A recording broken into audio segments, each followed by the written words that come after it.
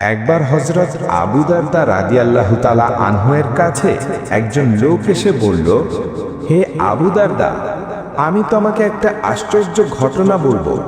তোমার প্রতিবেশীর ঘরে আগুন লেগেছে আর পুরো ঘর ভস্মীভূত হয়ে গেছে।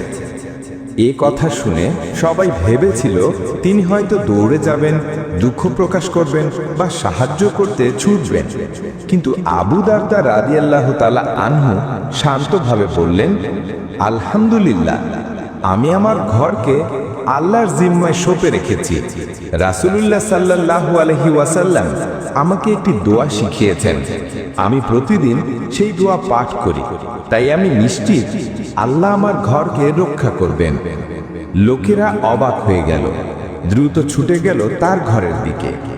আর অবাক ব্যাপার, চারপাশের ঘরগুলো আগুনে পুড়ে ছাই হয়ে গেছে, কিন্তু আবু দারদা রাদিয়াল্লাহু তাআলা আনহু-এর ঘরে আগুনের আঁচও লাগেনি।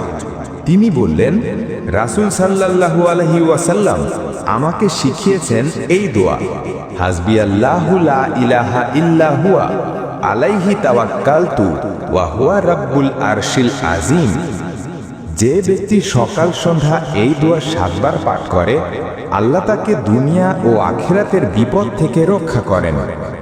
কিছু উপদেশ যা আমরা ঘটনা থেকে পাই: 1.